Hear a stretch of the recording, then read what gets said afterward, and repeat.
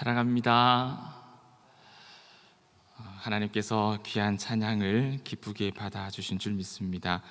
특별 새벽 기도회를 통해서 표적처럼 임하시는 그 말씀으로 인해 많은 은혜를 누리고 계시는 줄 믿습니다.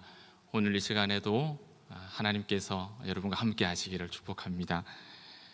해가 바뀌었지만 우리는 오늘도 여전히 마스크를 쓰고 있고 코로나와 함께 한 해를 시작했습니다.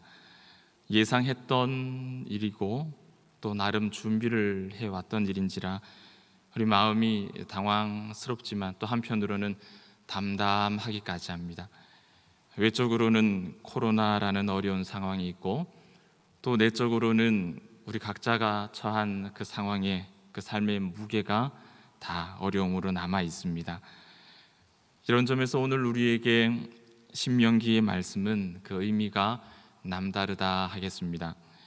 믿음의 영웅 모세가 죽기 직전에 유언과 같이 남긴 설교이기 때문에 의미가 남다르다는 것이 아니라 가나안 백성을 목전에 둔 이스라엘 백성에게 그가 남긴 고별 설교이지만 그것은 시작을 위한 말씀이기 때문에 의미가 있는 것이죠. 이 말씀이 우리에게 참으로 의미가 있는 이유는 언약의 백성이 약속의 땅에 들어가서 어떤 삶을 살아야 하는지 그리고 무엇을 붙잡고 살아야 하는지를 정확하게 가르쳐 주기 때문입니다. 어떤 주석가는 신명기 말씀을 이렇게 설명을 합니다. 모세의 설교는 그가 처한 현실과 완벽하게 조화를 이룹니다. 마치 임종을 지켜보는 자녀들 앞에서 유언을 하듯이 모세는 말합니다. 그러므로 모세의 말은 진지했고 영감 있었고 듣는 자녀들에게 깊은 인상을 남겼습니다.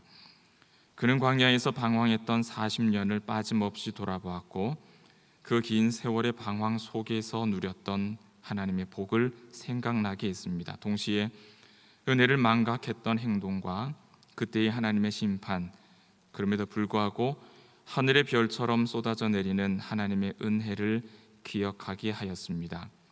모세는 몇 번이고 율법을 반복해서 설명했고 자녀들에게 순종을 가르쳤습니다. 왜냐하면 그들의 생명이 바로 말씀 순종에 달려 있었기 때문입니다.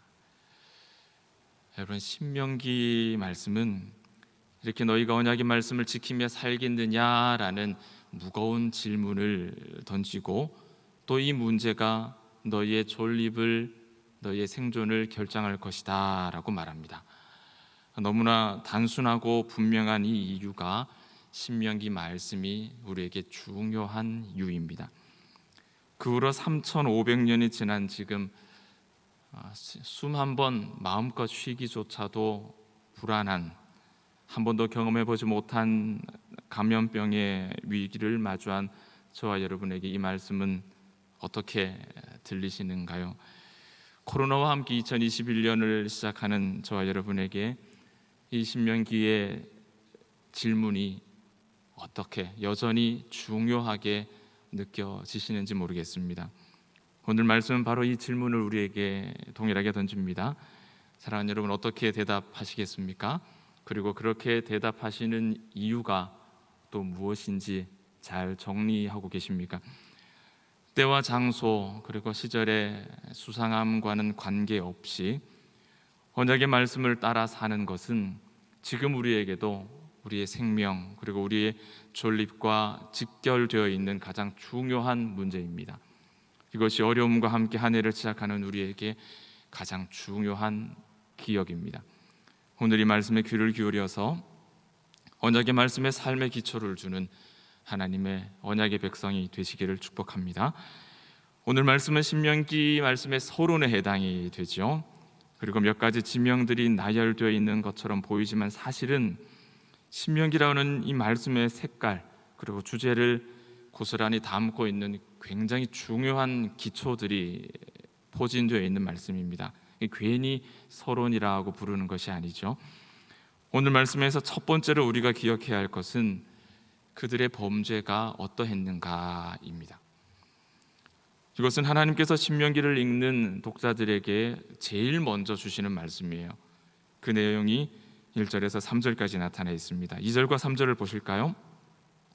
하나님께서 신명기를 시작하시는 내용은 여기까지 오는데 도대체 얼마나 걸렸느냐 이 이야기를 하십니다. 2절에 열 하룻길, 3절에는 40째 해 11째 달, 그 달 첫째 날. 여러분, 이 두 단어는 우리가 너무나 잘 알고 있는 바로 그 이야기를, 그 사건을 함축하고 있는 단어들입니다. 열 하룻길을 다시 한번 정리해 봅시다. 열 하룻길은 광야를 통과하는 데 걸리는 물리적인 시간이에요. 통상 애굽에서 가나안으로 가기 위해서는 지중해 해변을 따라가는 소위 말하는 해변길, 해안길, 또는 시나이 반도, 시내 반도의 중앙에 있는 수르 광야를 지나가는 수르길을 통과하는 일이 일반적인데, 하나님께서는 곧장 가나안으로 가는 이 길을 택하지 않으시고 다른 길로 이 백성을 이끄십니다.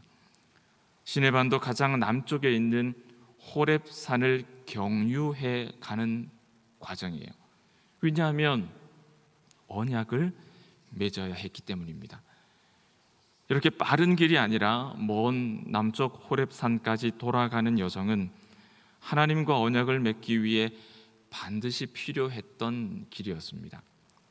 먼 길을 돌았습니다. 그리고 그곳에서 언약 백성의 법을 수여받았죠. 이제 남아있는 여정은 가나 복지를 향해서 설레이는 마음으로 이제 가면 되는 것입니다. 열 하룻길은 바로 이 여정에 소요되는 시간이에요. 호렙산에서 가나안 땅을 조망할 수 있는 가데스 바네아까지 그들이 광야를 가로질러 가는 그 여정에 소요되는 시간이 열 하루. 이 길은 열 하루밖에 걸리지 않는 가까운 길이었습니다. 두 번째 단어입니다. 40째 달, 40째 해, 11째 달, 그 달 첫째 날. 여러분, 열 하룻길 가다 보면 여차저차 하는 일 생길 수 있죠. 날 받아 놓고 시간에 쫓겨서 가는 길이 아니니 조금 늦을 수 있습니다. 이 일 해결하고 저 일 해결하다 보면 보름이 될 수도 있고 20날이 될 수 있습니다. 한 달 될 수 있습니다. 그런데 그들은 도착하지 못했습니다. 3절 길게 기록된 40째 해 11째 달 그 달 첫째 날, 이것은 그들이 가나안 땅에 도착한 날짜예요. 40째 해 11째 달 그 달 첫째 날. 여러분이 숫자로 표현하면요, 거의 41년에 가까운 시간입니다. 41년에 가까운 시간이 지나서야 그들은 도착했다는 이야기예요. 우리는 왜 이런 결과가 나왔는지 이미 많은 사실들을 알고 있습니다. 2절의 말미에 등장한 가데스 바네아, 민수기 13장의 이야기죠. 12 정탐꾼 이야기의 무대가 됩니다. 우리는 가데스 바네아에서 그들이 하나님께 반역한 사실을 알고 있습니다. 하나님께서 약속하신 그 땅에 대해서 악평했고 하나님의 약속을 불신했습니다. 그리고 그 결과에 대해서도 우리는 너무나 잘 알고 있습니다. 단 한 명의 장정도 허락되지 않았습니다. 모든 장정들이 광야에서 죽어야 했던 40년의 긴 장례 행렬, 어린아이들이 중년이 되어서야 비로소 그들은 가나안 땅에 들어갈 수 있었습니다. 신명기 말씀이 이스라엘의 새로운 시작을 알리면서 우리에게 들려주는 이와 같은 이야기를 통해 우리는 몇 가지 사실을 새롭게 정리할 수가 있습니다. 왜 그들이 지금 가나안에 있지 않은지, 왜 그들이 태어날 때부터 메마른 광야 사막길을 전전해야 했는지, 왜 그들의 부모는 모두 광야에서 죽을 수밖에 없었는지, 모세의 유언과 같은 설교를 듣는 이스라엘의 남은 2세대들은 이 사실을 뼈저리게 깨닫게 될 수밖에 없습니다.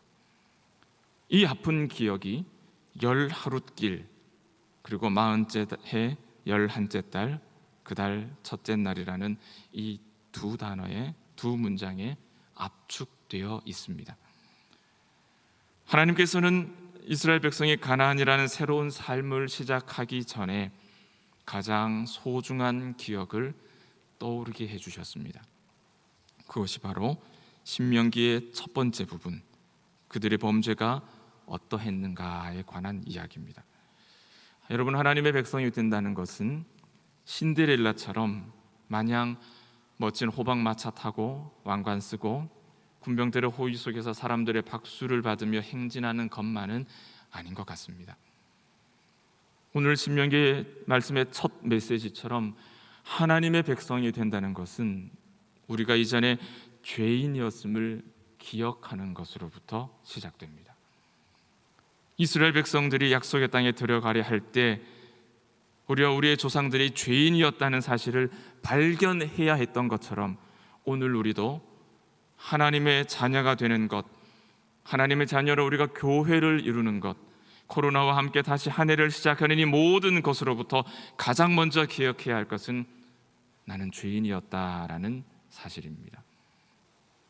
우리가 읽은 2절과 3절 사이에는 40년이라고 하는 엄청난 시간의 간격이 있죠.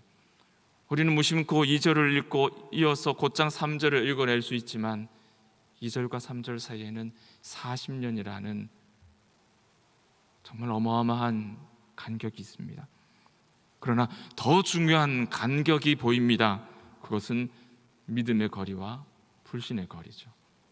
믿을 때의 거리와 믿지 않을 때의 거리가 이 사이에 숨겨져 있습니다. 열 하룻길과 40째 해 11째 달 그 달 첫째 날, 순종과 불순종이라는 엄청난 간격이 이 말씀 속에 그대로 녹아 있는 것이죠. 이런 사실은 1절 말씀에도 나타납니다. 1절은 모세가 말씀을 선포한 장소를 표현하죠. 언뜻 보면 한 곳을 뜻하는 것처럼 보이지만 그렇지는 않은 것 같아요. 모세가 설교했다는 아라바 광야, 여러분 굉장히 넓은 땅입니다. 이곳은 이스라엘 북쪽에 있는 갈릴리 호수부터 남쪽에 있는 사해, 그리고 사해를 지나서 계속해서 내려오면 홍해에 이르는 그 뾰족하게 솟은 아카바만에 이르는 그 전체의 그 물길 좌우편에 넓은 평지를 아라바 광야라고 불러요. 이 아라바 광야에서 모세가 말씀을 선포했다. 우리로 표현한다면 모세가 한강변 어디에서 설교했다, 이런 표현이 되는 것이죠.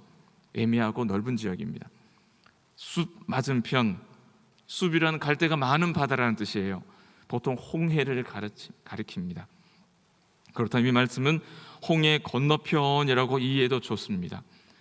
출애굽해서 홍해를 건넜기 때문에 이후에 만나는 모든 땅이 숲 건너편의 땅이에요. 그러므로 숲 맞은편이라는 말은 홍해를 건너온 후라는 말로 이해하시면 가장 무난할 것 같아요. 그리고 나서 몇 개의 도시들이 등장합니다. 바란과 도벨과 라반과 하세롯과 디사합. 결국 모세가 어느 한 장소에서 어느 시간에 이 말씀을 선포했다고 보기는 어려울 것 같습니다. 신명기를 조금 더 읽어가면 우리는 모세가 이 말씀을 선포한 곳이 어디인지를 알게 돼요. 신명기 4장 46절은 요단 동쪽 벳부을 맞은편 골짜기에서 말씀을 선포했다라고 기록합니다. 어디에서 말씀을 전했다라고 기록을 하는데, 그럼에도 우리가 알고 있는 신명기의 첫 부분에서 굉장히 넓은 지역에서 선포했다라고 표현하는 이유가 있어요. 과거를 기억해야 하는 목적이 이곳에 있기 때문입니다. 언급된 모든 지역에 대한 자세한 정보를 밝혀낼 수는 없겠지만 여기에 언급된 이 지명들은 이스라엘의 과거를 떠올리기 위한 목적인 것 같습니다. 1절에 바란 광야죠. 바란 광야의 동쪽 마지막 끝자리가 정탐꾼을 보내었던 가데스 바네아입니다. 바란을 언급할 때 그들은 가데스 바네아의 사건을 기억하게 될 것입니다. 도벨과 라반과 디사합에 관한 성경의 정보는 사실상 별로 없어요. 그래서 어디라고 적시하기가 어렵습니다. 하세롯은 민수기 12장에 나오는 무대죠.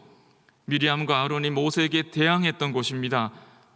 미리암에게 문둥병이 내려진 곳입니다. 하나님께 대항했던 기억이 그들에게 나타나는 곳입니다. 우리가 이 지역들을 살펴보면 명백하게 모든 사실들을 다 적시할 수는 없다 할지라도 이 지역들이 모세가 단순히 여기서 설교했다라는 것을 말하기 위한 것이 아니라 은혜와 반역, 그러니까 또다시 은혜로 이끄신 이스라엘의 과거를 기억하게 하려는 하나님의 목적이 더 강하게 느껴집니다. 우리는 신명기 1장의 첫 3절에서 하나님께서 모세를 통해 언약의 말씀을 다시 반복하실 때 우리에게 나는 어떤 죄인이었나를 가장 먼저 기억하게 하신다는 사실을 알 수 있습니다. 하나님께서는 우리가 죄인이었음을 기억하게 하신 후에 왜 이런 기억이 필요한지를 설명하십니다. 5절 말씀은 모세가 이 율법을 설명하기 시작하였더라 그러면서 긴 이 모세의 설교가 시작이 됩니다. 이 긴 설교의 첫머리가 여러분 어떤 내용입니까? 6절에서 8절을 한번 빠른 속도로 읽어보십시오. 이 내용이 무슨 내용입니까? 긴 설교의 시작은 바로 약속에 관한 내용이에요. 언약에 관한 내용이에요.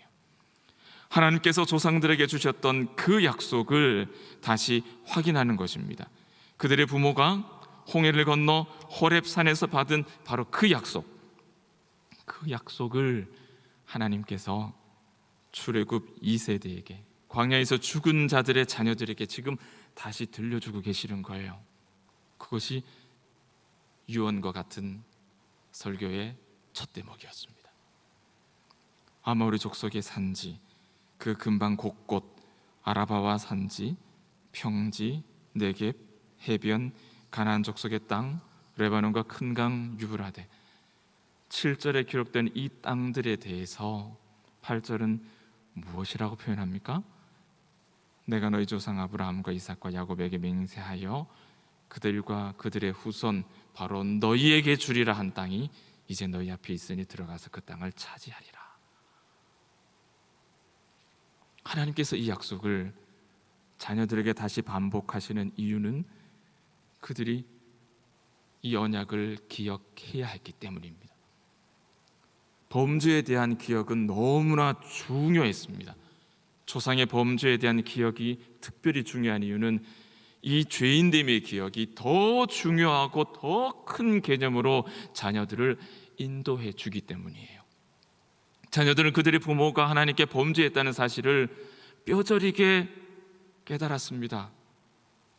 왜 내가 가나안 땅에 있지 아니한지, 왜 나는 태어나서부터 광야 메마른 땅을 전전할 수밖에 없었는지, 왜 나의 부모들은 광야에서 죽어야만 했었는지 그들은 깨달을 수밖에 없었어요. 조상들이 어떤 사람이었는지를 기억했기 때문에. 그런데 그들이 직면하고 있는 현실이 무엇입니까? 지금 이스라엘이 광야에서 멸절을 당해서 사라진 것이 아니라 하나님께서는 여전히 자기 백성들을 남겨두셨고 이들이 지금 약속하신 그 가나안을 향해서 가고 있다는 사실입니다. 어떻게 이런 상황이 이들에게 주어졌을까요? 이들의 아버지가, 이들의 어머니가 이 약속을 받았기 때문입니다. 이들의 부모들은 실패했죠. 이 범죄의 기억은 더 큰 언약으로 그들의 자녀를 이끌어 주었습니다. 언약이 사라지지 않았다는 것, 언약이 자신들에게 계승되어 있다는 것, 하나님은 여전히 신실하다는 것. 우리에게 주어진 언약은 하나님의 신실한 맹세입니다. 첫 세대의 광야 백성이 범죄하여 모두 죽임을 당하였어도 하나님은 우리에게 약속을 말씀하십니다. 하나님은 참으로 신실하십니다. 이 약속의 땅은 이후의 모든 세대의 사람들에게 계승되어 있습니다. 3500년 전 광야 백성에게도 2000년 전 예수님과 함께 살았던 그때의 사람들에게도 500년 전 종교개혁의 광풍을 맞이했던 우리의 믿음의 조상들에게도, 그리고 지금 코로나를 함께 전전하고 있는 우리에게도 말입니다. 인간의 부패로 하나님의 약속이 어둠 속에 매몰되어 버린 것처럼 보이지만 신실하신 하나님께서는 오늘 우리에게 말씀하십니다. 이 약속이 너희도 받은 것이다. 이것이 한 해를 새로 시작하는 우리에게 가장 중요한 기억이 아니겠습니까? 지금까지 우리는 죄인이었던 우리와 또 여전히 신실하신 하나님의 약속, 그것을 묵상하고 그것을 기억했습니다. 이 두 가지를 기초로 이제 우리는 본문이 가르쳐 주시는 마지막 주제, 그러면 어떻게 그 약속을 이룰 수 있는가를 생각할 수 있는 요건을 만족시켰습니다. 여러분, 새로운 한 해를 시작했습니다. 코로나는 여전히 강력하게 우리를 위협하고 있습니다. 변이 된 바이러스는 더 우리에게 두려움의 존재가 되고 있죠. 비대면이 불러온 예기치 못한 신앙과 삶의 위기 속에서 하나님과 교회와 성도들을 향한 우리의 진심은, 우리의 신앙은 그렇게 만족스럽지 못한 상황입니다. 그럼에도 우리는 언약의 백성이기 때문에 희망을 가지고 있습니다. 우리의 상황이 마치 구멍 뚫려 있는 방주를 타고 있는 것처럼 보일지라도 이 구원의 방주가 무사히 땅 위에 안착할 것이라는 기대와 확신이 우리 안에 있습니다. 어떻게 무너진 우리들 형편에서 이 새로운 한 해를 온전하게, 바르게, 의롭게, 은혜롭게, 건강하게 감당해낼 수 있을까요? 신명기는 1장에서 34장까지 전체가 이 질문에 관한 대답을 주고 있습니다. 히브리어 구약 성경은 동심원 구조 혹은 교차 대조로 가는 방식으로 많이 사용이 되어 있습니다.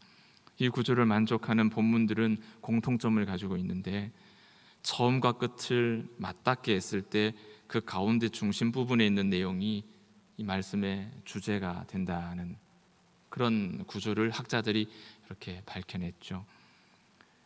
신명기 말씀을 이런 구조로 보면 이 말씀의 주제라고 할 수 있는 부분은 신명기 11장에서부터 25장에 해당되는 가운데 큰 몸통 덩어리입니다. 그 부분은 언약과 언약의 세세한 조항들에 관한 내용입니다. 신명기 말씀은 우리가 율법이라고, 때로는 토라라고 부르는 하나님의 말씀에 대한 지나칠 만큼의 강조를 우리에게 보여줍니다. 오늘 본문에서도 1절과 3절과 5절에서 말씀과 명령과 율법이라는 말로 반복이 되죠. 신명기 말씀 이처럼 시종일관 하나님의 말씀, 하나님의 명령, 하나님의 율법을 강조하는 이유가 무엇일까요? 여러분, 그것은 하나님의 약속을 이루는 유일한 길이 바로 이 말씀이기 때문입니다. 이 약속을 목전 앞에 두고 있는, 이제 가나안에 입성해서 하나님의 언약 백성으로 살아야 하는 이 이들에게 그 약속을 이룰 수 있는 유일한 방법이 하나님의 말씀이다라는 것을 모세는 이들에게 강력하게 전하고 있는 거예요. 말씀은 하나님의 백성의 존립이에요. 하나님께서는 항상 새 땅에 들어갈 때, 새로운 일을 시작할 때, 나라를 세울 때, 왕위를 물려줄 때 언제나 하나님의 말씀에 주의를 기울이라 라고 당부하셨습니다. 모세는 자신의 유언장에 하나님의 말씀을 따르거라 라고 기록하는 거예요. 여호수아가 가나안 땅에 들어갈 때 뭐라고 말씀하십니까? 마음을 강하게 하고 담대히 하여 기록된 모든 말씀을 삼가 지키라. 사울이 왕위를 빼앗기게 된 것, 여로보암이 하나님께 버림받게 된 것, 그 이유가 무엇입니까? 하나님의 말씀을 경히 여겼기 때문입니다. 다윗이 남긴 유언이 무엇입니까? 아들 솔로몬이 아들 솔로몬이 율법을 등사하여 늘 옆에 두고 읽고 묵상하는 것이었습니다. 그 내용이 신명기 17장 이후에 나타나요. 그가 왕위에 오르거든 이 율법서의 등사본을 레위 사람 제사장 앞에 책에 기록하여 평생에 자기 옆에 두고 읽어 그의 하나님 여호와를 경외하기를 배우며 이 율법의 모든 말과 이 규례를 지켜 행할 것이라. 그리하면 그의 마음이 그의 형제 위에 교만하지 아니하고 이 명령에서 떠나 좌로나 우로나 치우치지 아니하리니 이스라엘 중에서 그와 그의 자손이 왕위에 있는 날이 장구하리라. 그것이 모세 다윗의 유언이었습니다. 언약 백성이 하나님의 뜻을 이루는 유일한 방법은 여러분 이것입니다. 하나님의 말씀을 귀히 여기는 것이죠. 요한일서 2장 3절에서 5절까지는 이렇게 표현합니다. 우리가 그의 계명을 지키면 이로써 우리가 그를 아는 줄로 알 것이요 그를 아노라 하고 그의 명령을 지키지 아니하는 자는 거짓말하는 자요 진리가 그 속에 있지 아니하되 누구든지 그의 말씀을 지키는 자는 하나님의 사랑이 참으로 그 속에서 온전하게 되었나니 이로써 우리가 그의 안에 있는 줄을 아노라. 아멘. 하나님을 사랑한다는 것은 하나님께서 하신 말씀을 존대하는 겁니다. 우리가 하나님을 사랑한다는 것은 하나님이 우리에게 맡기신 이 말씀을 소중히 기억하는 것입니다. 우리가 말씀을 귀히 여겨야 하는 이유는 그것이 하나님께서 하신 말씀이기 때문이에요. 신명기는 우리에게 죄인이었다는 사실, 그리고 하나님께서는 여전히 언약 가운데 신실하셔서 다시금 우리에게 그 약속을 이어가고 계신다는 사실로부터 시작됩니다. 우리가 그 약속의 자리에 이르기 위해서 무엇이 요구될까요? 정답은 매우 간단하며 단 한 가지밖에 없습니다. 하나님의 말씀에 우리가 오늘 성실하게 사는 겁니다. 여호와의 말씀에 창념하는 것입니다. 지금 오늘 하나님께서 명령하신 것이 무엇인지 주의 깊게 살피는 것입니다. 이것이 두렵지만 어렵지만 코로나와 새로운 한 해를 함께 시작한 우리에게 가장 중요한 기억이에요. 날이 갈수록 하나님의 말씀에 대한 관심이 옅어집니다. 코로나 때문만이 아니죠. 어느새 우리는 하나님께서 누구신지 또 어떤 분이신지 우리에게 무엇을 원하시는지에 관해서는 관심이 사라지고 있어요. 인본주의적 사고방식으로 하나님을 이해하고 또 하나님을 기대하고 하나님을 평가합니다. 성경은 하나님은 인생이 아니시니라고 가르칩니다. 여러분 기억하십시오. 하나님은 인생이 아니시니라고 성경은 가르치십니다. 사랑하는 여러분, 하나님은 우리와 달라요. 따라서 우리는 나 편한 대로 이렇게 하면 하나님께서 기뻐하실 거야, 여러분 위험한 생각입니다. 기억해야 합니다. 사랑하는 여러분, 이렇게 겸손히 하나님을 하나님 되게 묵상하는 사람은 자연히 하나님께서 내게 무엇을 요구하시는지 이 말씀에 귀를 기울이게 돼요. 우리는 하나님의 말씀에 자나 깨나 청종하려는 그런 자세를 가진 사람이 되어야 합니다. 하나님께서는 광야의 백성들에게 그리고 지금의 우리들에게 바로 이런 삶의 태도를 원하십니다. 말씀을 맺습니다. 오늘 우리는 신명기의 첫 부분, 그 서론, 제일 먼저 하나님께서 우리에게 주시는 말씀을 들었습니다. 여기에는 몇 개의 지명이 나열되는 것 같지만 사실은 하나님께서 우리에게 요구하시는 것들이 모두 담겨 있습니다. 그것은 약속을 누리는 유일한 방법이기도 합니다. 우리는 지금 어려운 시간 보내고 있습니다. 코로나뿐만 아니라 코로나가 파생시킨 삶의 모든 영역에서 사람의 마음을 흔드는 요소들이 점점점 많아지고 점점점 강력해지고 있습니다. 그렇게 새해가 밝았어요. 지금 우리에게는 중요한 소중한 기억들이 필요합니다. 죄인됨, 하나님의 신실함, 그리고 말씀에 대한 순종입니다.